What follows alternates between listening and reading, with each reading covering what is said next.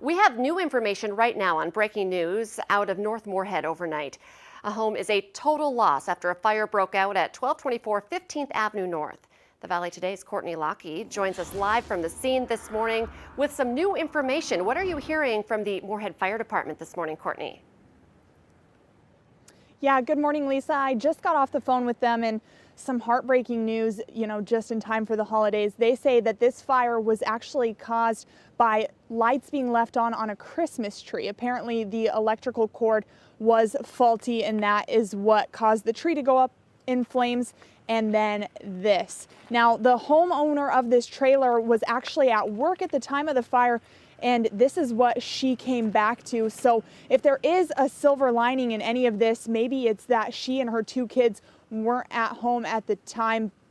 This is the front of the trailer, and Lisa, I couldn't tell you what room this was. I mean, I don't know if it was a living room, a bedroom. The only thing I can see in the back is a kitchen.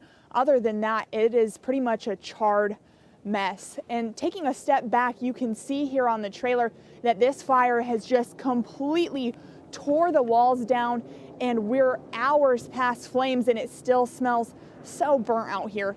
The ground is still really icy hours later as crews were battling these flames, trying to keep them from spreading to these homes next door that are just feet away.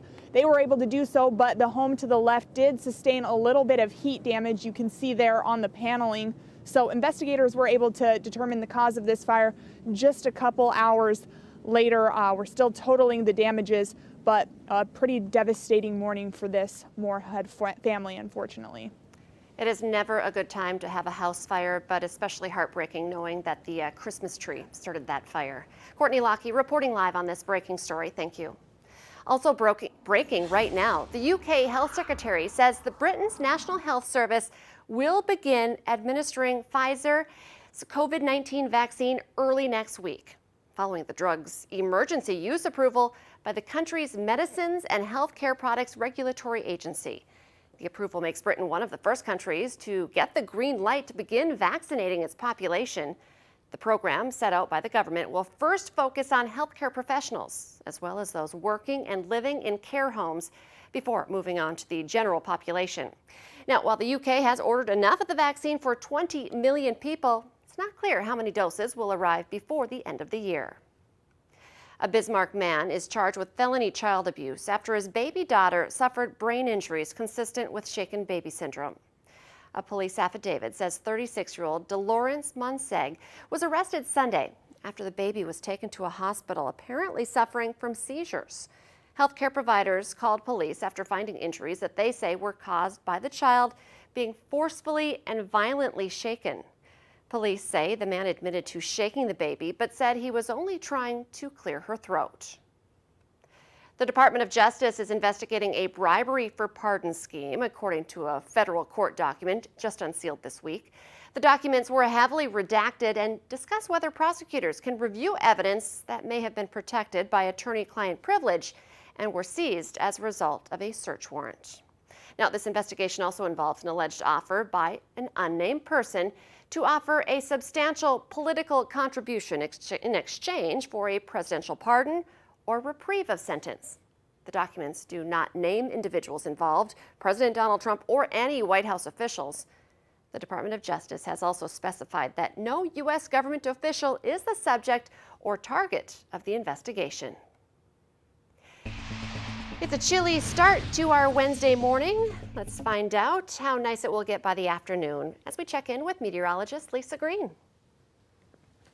Good morning. Yes, temperatures are below freezing, so you're going to want to bundle up and be prepared for that. But we're running well above average for this time of year. So for December standards, we're actually pretty mild today, starting this morning and continuing through the daytime hours. We've got clear skies in Fargo. There have been some clouds rolling in some areas, and that's where temperatures are milder. You can see in Grand Forks, we have some clouds overhead, and we're in the upper 20s. Devil's Lake is close to freezing right now at 31 degrees, and this is, early morning before the sun is up that we're already into the 30s. Keep in mind our average highs are in the 20s this time of year, so we're starting off more or warmer than than that in some spots. Now, where we're clear, it is a little chillier. Fergus Falls, Bemidji into the teens. We also have some frosty patches in some of these areas.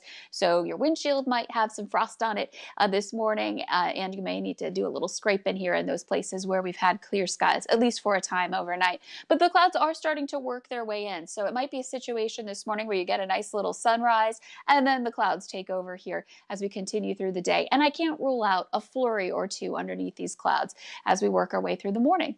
Winds are light in some spots, but we do have that one gust in Gwinner to 21. So that does have an impact on your wind chill, what it feels like to be outdoors.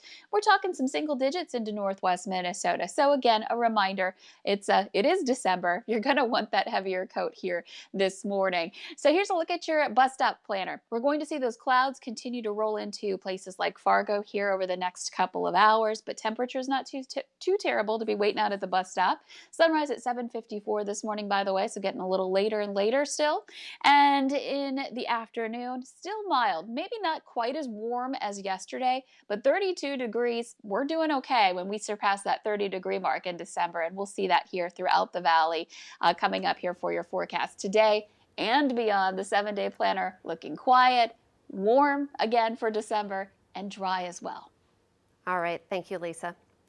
Some NDSU students say the school's reaction to a racist Snapchat group isn't good enough. The Snapchat group includes students from NDSU and was publicly exposed on social media this week. Dozens of people are demanding action and change on campus, with several reaching out to our whistleblower hotline. And I say that because when there are people who are using that word lightly in a joking manner, who knows what else they think is a joke? Maybe it's a joke to, put a burning cross in front of my building? Is that a joke too? NDSU officials say those involved were investigated and punished weeks ago, but campus policy prohibits officials from talking specifically about the details of the case. A St. Paul police officer has been fired after last weekend's shooting of an unarmed man who was suspected of kidnapping, assault, and criminal sexual conduct. A police body cam captured the incident as officers were trying to arrest the man who was not only unarmed but also naked at the time. The St. Paul police chief says department standards were not followed during the incident.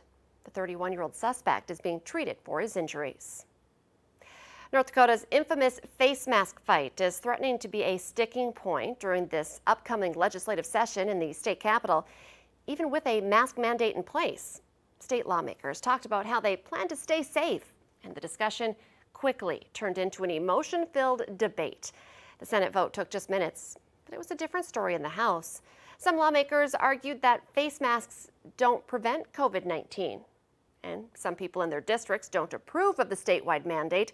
Plus, one state representative from Hazleton went so far as to claim that people who died of COVID would want lawmakers to have the freedom to choose between wearing face masks or not.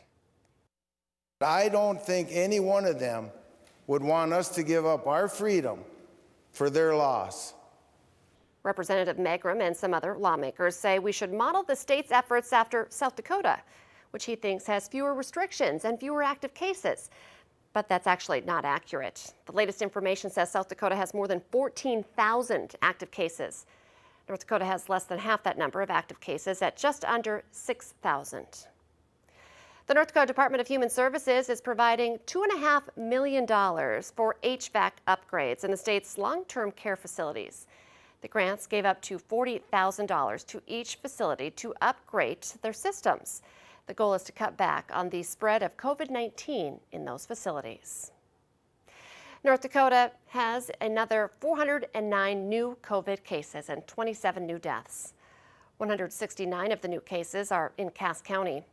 In Minnesota, they're actually reporting a drop in new COVID-19 cases, but state health officials are cautioning against reading too much into short-term fluctuations after the extended holiday weekend. There are 3,570 new coronavirus cases and 22 new deaths. Those numbers come amid fewer tests being conducted. In our consumer alert this morning, Americans are stocking up again with another deadly wave of the coronavirus likely to grip this winter. More than a third of people say they have already started stockpiling household items. According to a new study released by LendingTree, nearly 87 million Americans are hoarding products like toilet paper and hand sanitizer. An additional 35% plan to stockpile. They just haven't started yet. Almost half of Americans said there were some supplies that they regret not purchasing when the first wave of the coronavirus pandemic hit, like paper products, cleaning supplies, hand sanitizers, face masks, and alcohol. Let's get our answer now to our question of the morning on Facebook. Here's today's question. In a recent survey, 14% of people said that, thanks to the pandemic, they no longer do this. What is it? We may have also tricked you with this question. The answer, wear deodorant. I guess if you're staying at home, no one else can smell ya. Remember, you can play along every weekday morning by heading to our Valley News Live Facebook page. That's where we post the question every morning. The Today Show and CBS This Morning are just about to start, but remember the Valley Today rolls on. Join us right now for more live up-to-the-minute news and weather on the Fargo CW. Have a great day, everyone.